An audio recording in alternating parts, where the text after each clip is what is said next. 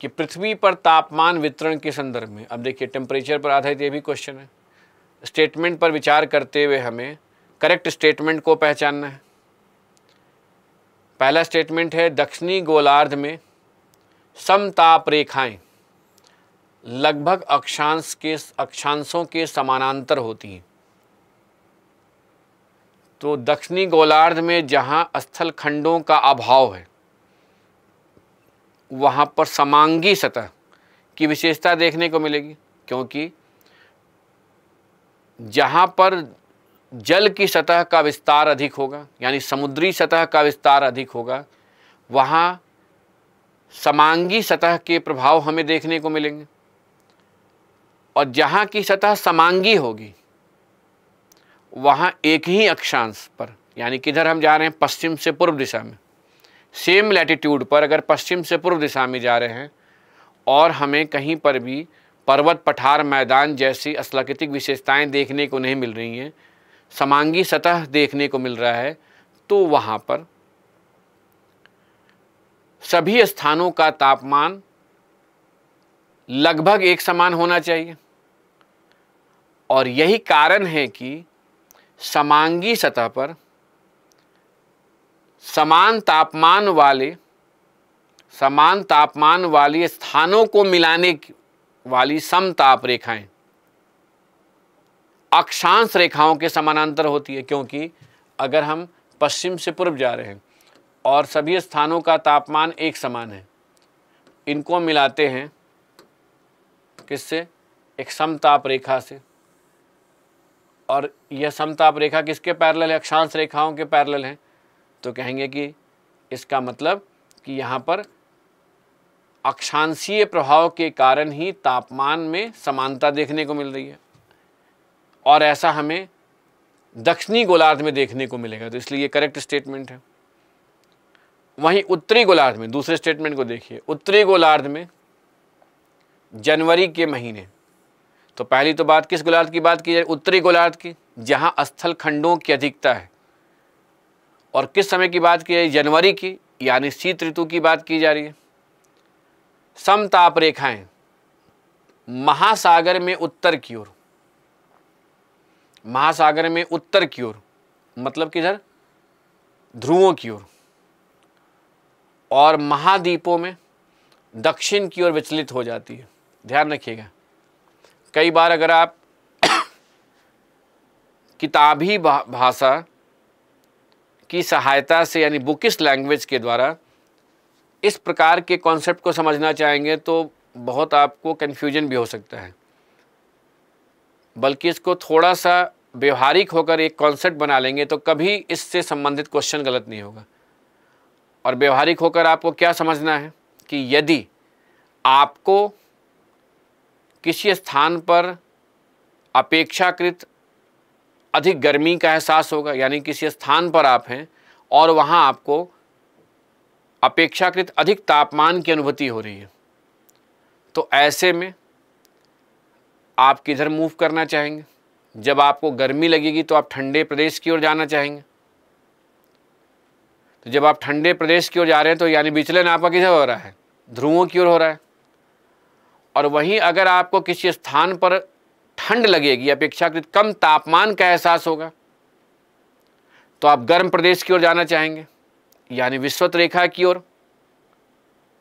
अब सोचिए, इससे क्या आपने देखा कि जब अपेक्षाकृत कम तापमान होता है तो उस वैसी स्थिति को हम कहते हैं निगेटिव थर्मल एनोमली, ऋणात्मक तापीय विसंगति। और जहां अपेक्षाकृत अधिक तापमान होता है, अपेक्षाकृत अधिक तापमान होता है, उसे कहते हैं पॉजिटिव थर्मल एनोमली। अब इतना ध्यान रखिएगा, अब इसे ही आपको अप्लाई करना है कि ठंड के समय स्थल की सतह का तापमान जल की सतह की तुलना में क्या रहेगा, कम रहेगा, क्योंकि ठंड के समय अगर हम स्थल पर समुद्र के तट से दूर जाते हैं तो हमें अधिक ठंड का एहसास होता है, क्योंकि स्थल जल्दी गर्म होता है तो जल्दी ठंडा भी होता है, तो हमें स्थल पर निगेटिव एनोमली मिलेगा। और वहीं जल की सतह का तापमान अपेक्षाकृत अधिक होता है, तो जल की सतह पर हमें क्या मिलेगा, पॉजिटिव एनोमली मिलेगा। तो जब पॉजिटिव एनोमली मिलेगा जल की सतह पर, तो समताप रेखा किधर मुड़ेगी, उत्तर की ओर, ध्रुवों की ओर। और जहां निगेटिव एनोमली स्थल की सतह पर, वहां समताप रेखा किधर मुड़ जाएगी, विषुवत रेखा की ओर, दक्षिण की ओर विचलित हो जाती है। इसलिए अगर हम इस कॉन्सेप्ट को यहाँ अप्लाई करें तो कह सकते हैं ये दूसरा स्टेटमेंट भी करेक्ट है। यानी इस क्वेश्चन का सही जवाब हो गया 1 और 2, दोनों स्टेटमेंट सही है, यानी सी करेक्ट आंसर हुआ।